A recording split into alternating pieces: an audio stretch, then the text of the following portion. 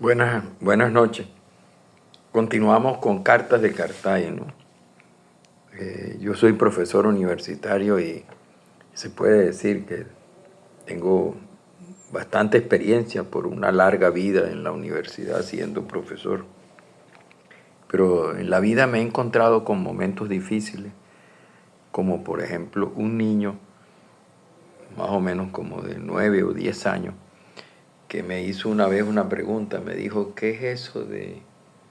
¿cómo es eso de la mente? ¿Por qué? ¿Cómo hace uno para meterse las cosas dentro de la mente? ¿Y para qué sirve eso? Entonces, eso me parece un poco complicado, ¿no? Sobre todo por una razón muy simple, porque todos sabemos lo que es el conocimiento, pero muy pocos pueden explicarlo, ¿no? Además, yo no creo que sea muy necesario explicarlo. Lo más importante es saber cómo funciona. Es lo que habíamos dicho. Yo había explicado un poco de la felicidad, que más que la definición de la felicidad, lo más importante es sentir la felicidad, sentirnos bien, sentir de que algo está bien dentro de nosotros y ese sentirse bien es como la conclusión o el resultado de una serie de acciones internas que nos llevan a hacerle bien a los demás y actuar bien. Entonces nosotros sentimos una especie de regocijo interior, una paz interior, pero que en realidad se puede explicar desde el punto de vista de la neurociencia. Sentimos que hay una liberación de sustancia por los neurotransmisores, una sustancia llamada dopamina, que es como una especie de recompensa a la buena acción que nos hace sentir muy bien. Nos sentimos exultantes, nos sentimos bien. Bueno, el niño ese me estaba preguntando, ¿qué es eso de cómo hace uno para meterse las cosas en la mente, en el cerebro? ¿Cómo hace uno? Es decir, lo que me estaba preguntando es cómo adquiere uno el conocimiento, qué es lo que uno se mete en la mente. Y le voy a explicar cuál es la diferencia entre el conocimiento y el saber, que generalmente nosotros lo confundimos. Nosotros tenemos una capacidad, tenemos unos sentidos y una capacidad de relacionarnos con el entorno, o sea, con el medio donde estamos viviendo, ¿no? Eso es fundamental porque si no nos relacionamos con el entorno, con el ambiente, el medio ambiente, nosotros no podemos subsistir, no podemos sobrevivir y no podemos desarrollarnos como ser humano. Igual sucede en el caso de los animales. Si no hay una especie de ajuste del animal, del ser vivo con respecto al ambiente, en el ambiente hay factores, hay seres vivos, factores bióticos que tienen vida, pero lo más importante de ese ambiente es que son factores o elementos abióticos que no tienen vida, como la temperatura, mejor dicho, el clima. El clima es un concepto más general que toma en consideración la temperatura, los vientos, la humedad atmosférica. Bueno, pero está el clima, está los suelos, está el relieve. Bueno, están una serie de factores que corresponden a lo que se puede llamar a los factores no bióticos, pero que tienen una influencia muy fuerte sobre los seres vivos, sobre los elementos bióticos. Tiene una influencia determinante. Esas acciones de esos seres vivos que se interrelacionan entre sí por diferentes estados como el parasitismo, el mutualismo, etc. Y esos factores abióticos, esa relación es lo que forma el entorno, que dicho de otra manera es el ecosistema en que vivimos, el medio en que vivimos, geográfico y ecológico en que vivimos. Ahí está, diríamos, nuestra manera de ajustarnos. Y si a ese lugar que es ese modelo ecosistémico, a ese modelo de ecosistema, nosotros le adscribimos a un lugar y a una historia. Nosotros tenemos la reproducción de la vida social, de la vida cultural. Entonces es la realidad. La realidad es eso que está en el ecosistema, pero que además está materializado, concretizado por una concepción del espacio, del tiempo. Entonces una visión históricamente determinada, espacio y tiempo. No es solamente un ecosistema, sino que es un ecosistema que evoluciona en el tiempo y que tiene una relación muy directamente, muy estrecha con un lugar. Entonces, con una geografía, con un espacio, y es un espacio determinado. Es un espacio determinado, no es cualquier espacio, es el espacio en que vivimos. Bueno, la manera que nosotros tenemos lograr conocimiento, o sea, lograr conseguir información de ese entorno, de ese medio, es a través de la percepción sensorial, es decir, a través de los sentidos, de la vista, el olfato, el gusto, el tacto, la audición. Y esos sentidos mete esa información dentro del cerebro. Ahora, ¿cómo se hace eso? Eso es lo que me preguntaba el niño, ¿no? Es decir, cada uno de los sentidos tiene una forma de captar el entorno en la parte que a él le corresponde. La vista con la visión que a través de la vista, pero que tiene una manera de proceder, un comportamiento, un procedimiento totalmente diferente al de la audición o diferente al del tacto. Son diferentes. El tacto funciona con otros receptores, otro sistema de percepción, y tiene órganos, el tacto, como la piel, por ejemplo, que no es importante para la visión o para la audición. Entonces, esa información viene a través de los sentidos. Por ejemplo, a través del gusto y del olfato. Nosotros captamos qué saben las cosas, cuál es el sabor que tienen las cosas, cuál es el olor que tienen las cosas. Y eso los captamos a través de, diríamos, ese sabor que uno llama, que es el sabor que tienen las cosas, el olor que tienen las cosas, eso está, diríamos, en el ambiente. Y está en el ambiente, diríamos, de manera ligados con el agua o en el aire. Entonces, cuando se está en el aire, nosotros los captamos con el olfato. El olfato tiene receptores que captan las moléculas que están en el ambiente, en el aire. Entonces los capta. Pero cuando las cosas están también en el aire, pero están, diríamos, ligadas con la humedad atmosférica, ligados con el agua, las moléculas ya no están en el aire, sino que están, diríamos, relacionadas o mezcladas con el agua. Y entonces ya no lo podemos captar con el olfato, no lo podemos captar. Los receptores del olfato ya no tienen capacidad para captar eso, pero sí tiene la capacidad la lengua. Y entonces, donde hay receptores que captan las moléculas que están no en el aire, sino en el agua, o diluidas en la humedad atmosférica. Entonces los captamos y esa es una manera de meterlos adentro. Ahora bien, ¿cómo se mete adentro?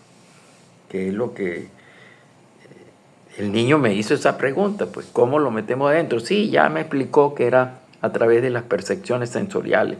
Claro, él me lo dijo de otra manera, pero ¿cómo se mete adentro?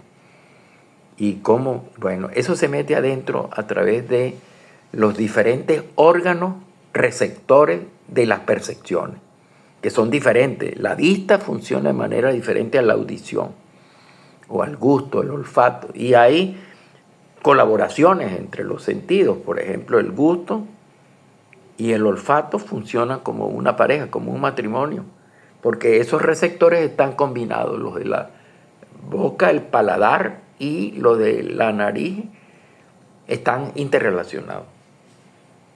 Y entonces mandan la información. Esa información la mandan a través de señales eléctricas. Eléctricas. Es lo que uno llama la energía, como si nosotros estuviéramos como una planta eléctrica en la cabeza. Entonces manda información. Si no hay energía, no hay información. Como si ustedes apagan la luz y ya no hay luz. Pero si ustedes prenden la luz, hay luz. Bueno, así sucede con las percepciones sensoriales. Eso entra, pero ¿a dónde entra? Entra para ser procesada dentro del cerebro, porque el cerebro está compuesto por muchas partes que están relacionadas con el procesamiento de la información. Y entonces esa información es guardada en alguna parte. Y eso depende del tipo de información. Por ejemplo, esa información se guarda en lo que podemos llamar la memoria. La memoria tiene como 3 partes. Una primera parte es la manera de captar la información. La segunda parte es la manera de almacenar la información. Y la tercera parte es la manera de recuperar esa información para utilizarla.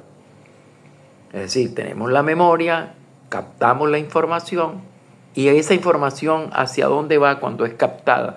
Toda esa información de los sentidos va a ser almacenada, diríamos, en una parte del cerebro que tiene relación con la memoria. Y esa parte se llama el hipocampo, que está situada, diríamos, en una determinada posición dentro del cerebro. Otra, eso tiene relación con el almacenamiento de la memoria a largo plazo y a corto plazo. Pero esa memoria generalmente, esos acontecimientos que se guardan, no están desprovistos en el entorno, no están desprovistos de contextos emocionales. Entonces, el conocimiento está como, yo diría, envuelto en una emoción. Y eso es la forma por la cual la memoria puede recuperarlo más fácilmente cuando ese conocimiento tiene una relación con la emoción, cuando se obtuvo el conocimiento y se guardó.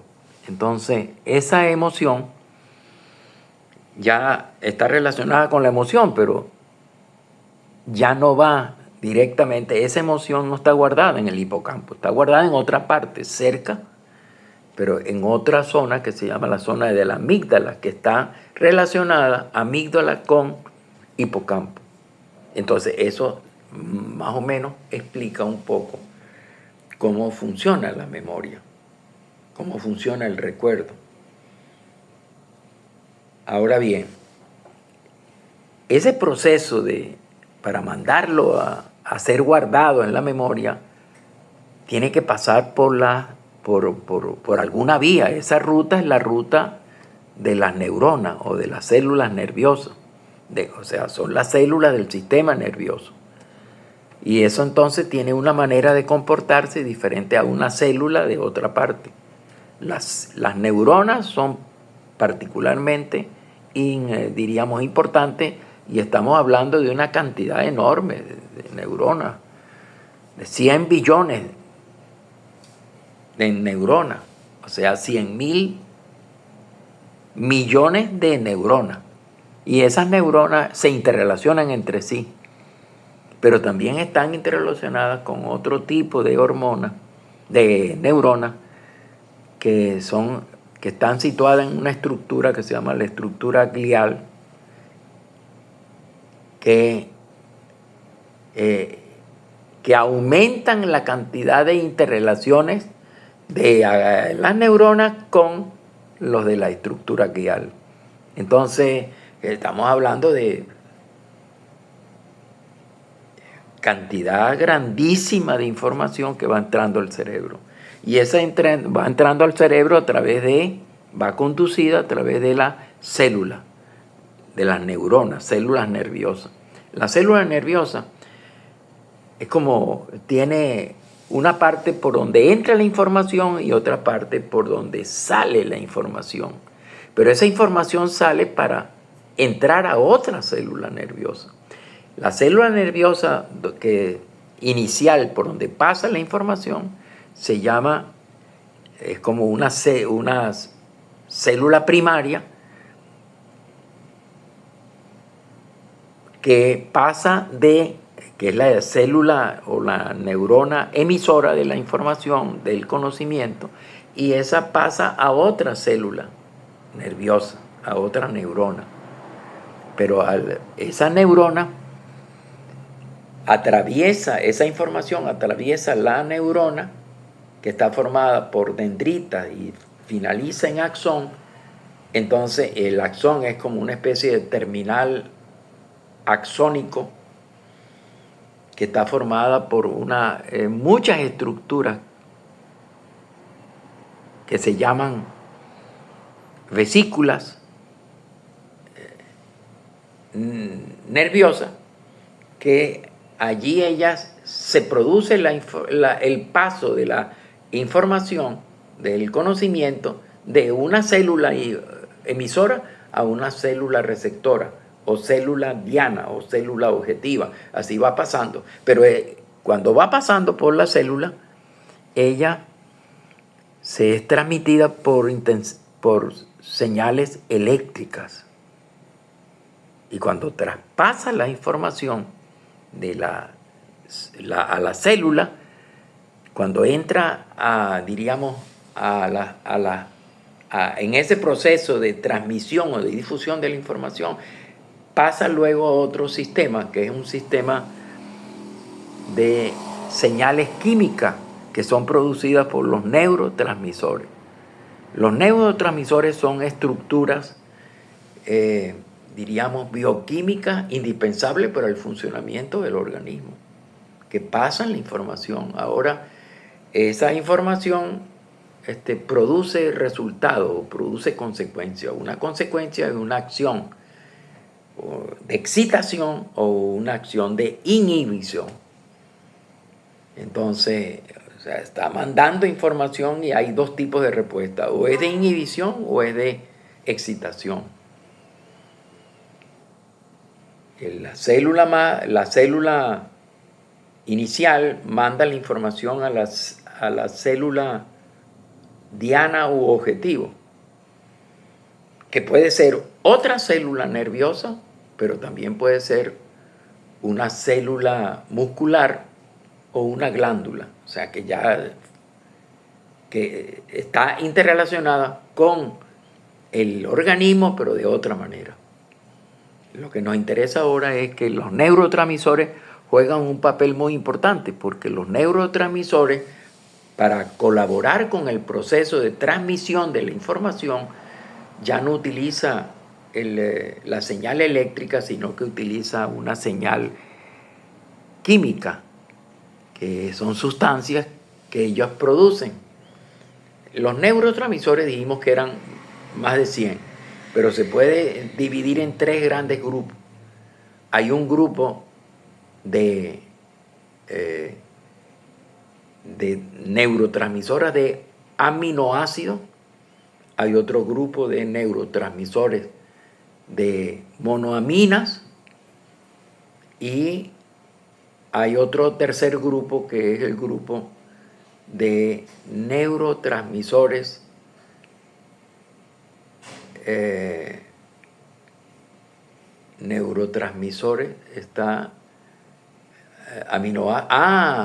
los neurotransmisores peptídicos de peptina o de péptido.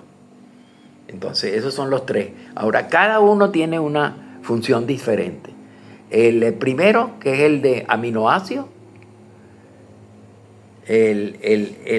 la sustancia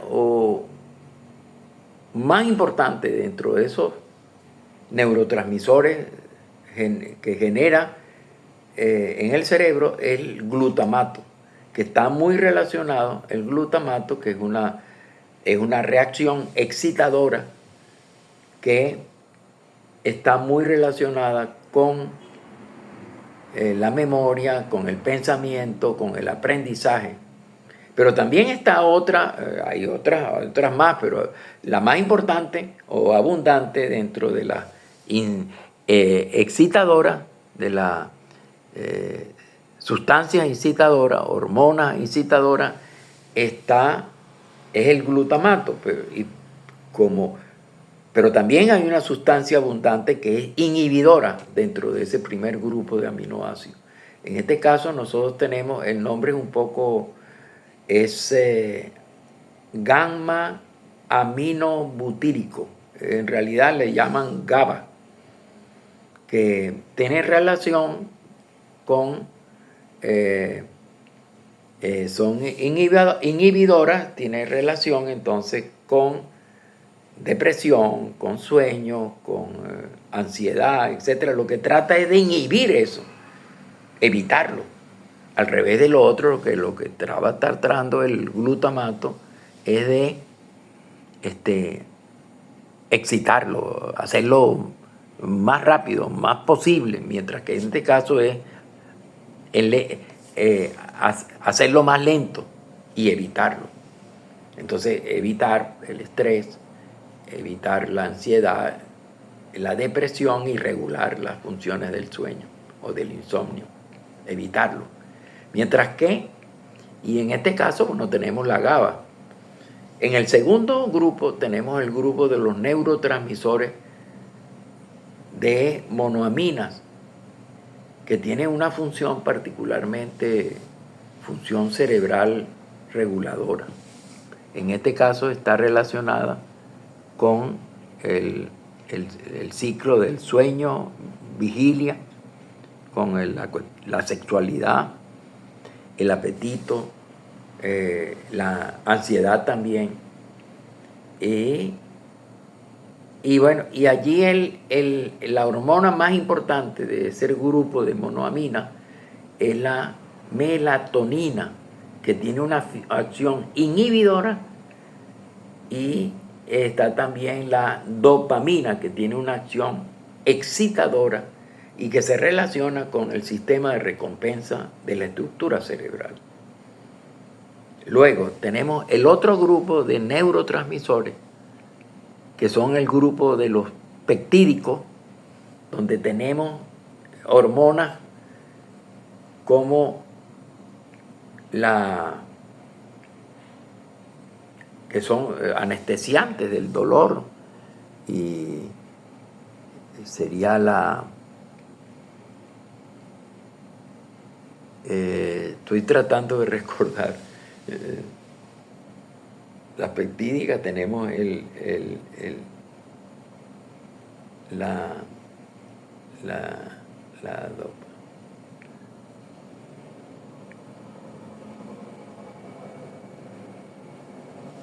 la endorfina, que está muy relacionada, con el dolor, es como un analgésico también. Entonces, fíjense bien ustedes, las neurotransmisoras tienen un efecto muy fuerte contribuyen al proceso de transmisión de la información y del procesamiento de la información. Ahora, todas esas acciones que son derivadas de un proceso excitador, de un proceso inhibidor, todas esas acciones ocurren en el cerebro con la participación de los neurotransmisores. Y entonces, por supuesto, buena parte de las funciones cerebrales que tienen relación con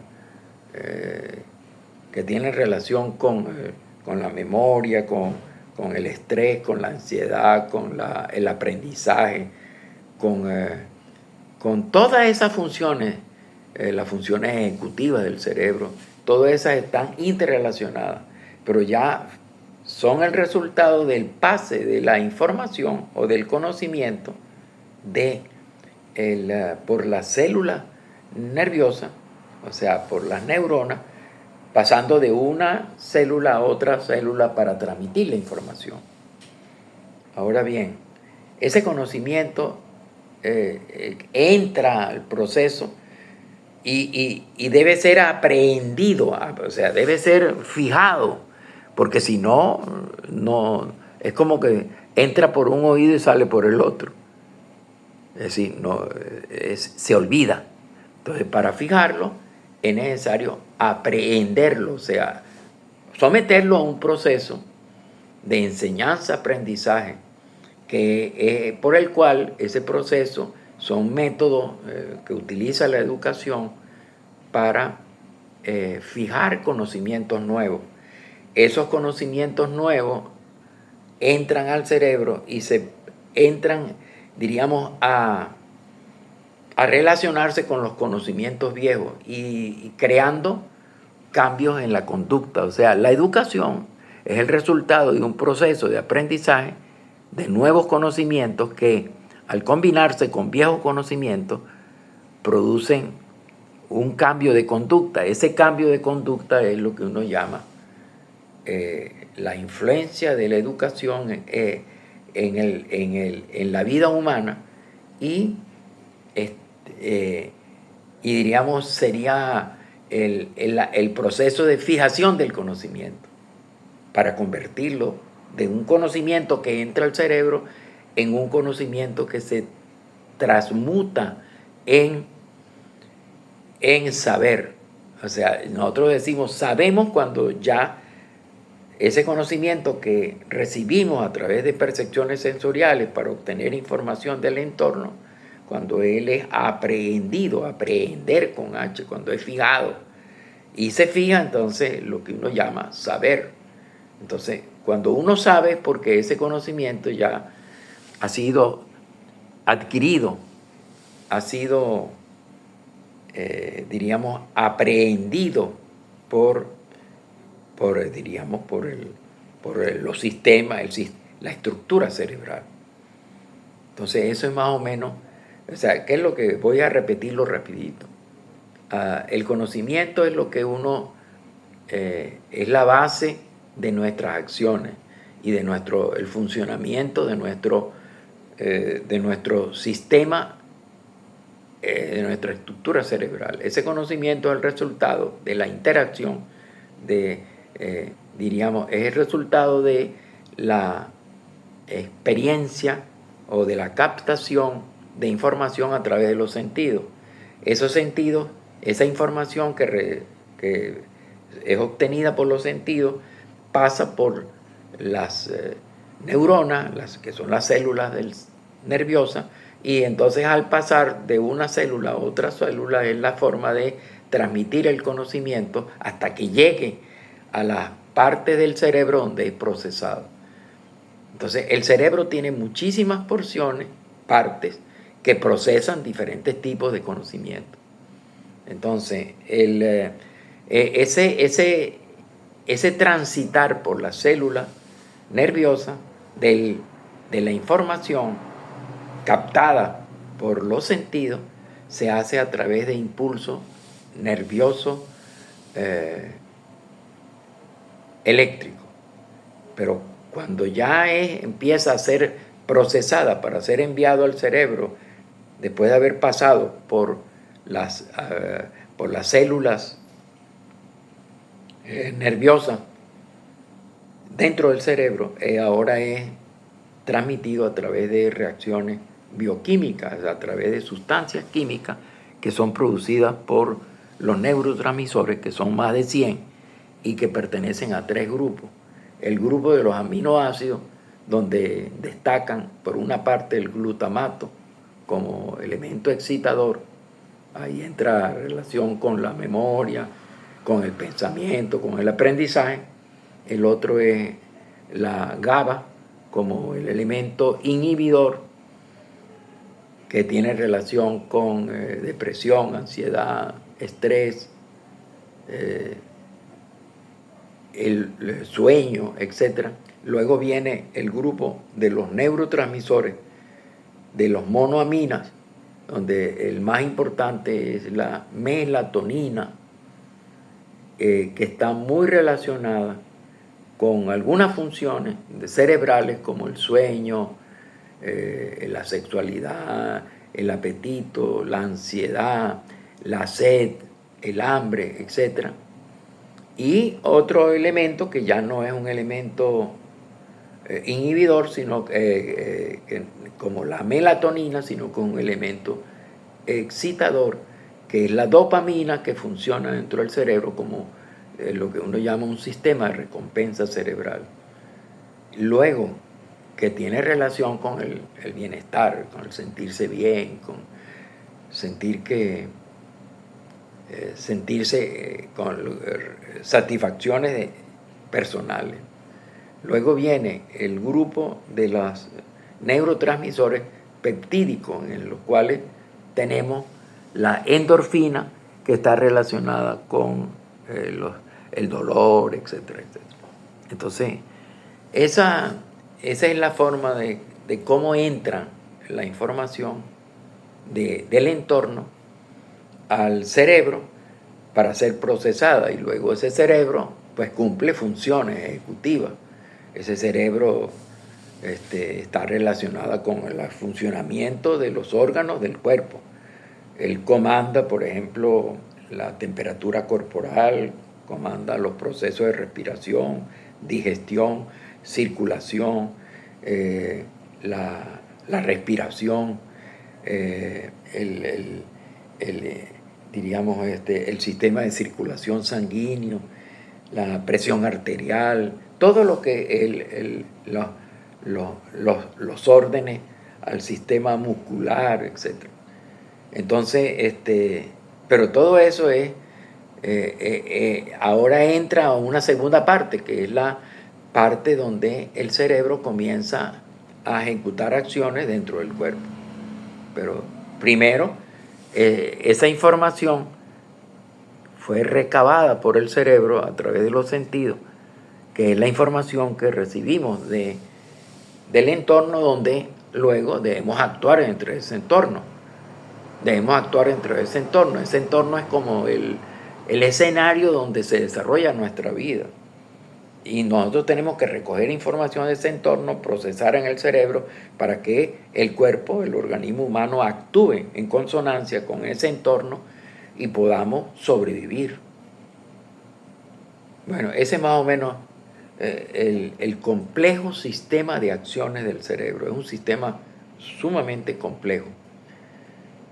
Y yo le pido disculpas si yo no lo pude explicar de la manera más simple, pero son procesos complejos que es muy fácil, diríamos, sentirlo, es muy fácil que uno respire, es muy fácil que el corazón lata, pero explicar el proceso de los latidos del corazón, la frecuencia de los latidos del corazón, o explicar cómo la sangre va llevando y distribuyendo por todas partes del cuerpo oxígeno y los nutrientes, o cómo se desarrollan esos nutrientes, cómo pasa el alimento de ser un alimento a convertirse en un nutriente y luego en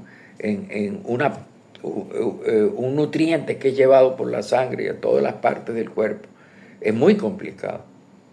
Entonces, yo diría que lo explican los especialistas, los médicos y también los neurocientíficos. Bueno, eso es más o menos lo que yo quería explicarle. Quizás no lo hice tan bien como yo hubiera querido, pero espero que me hayan comprendido. Nos vemos entonces en el próximo programa.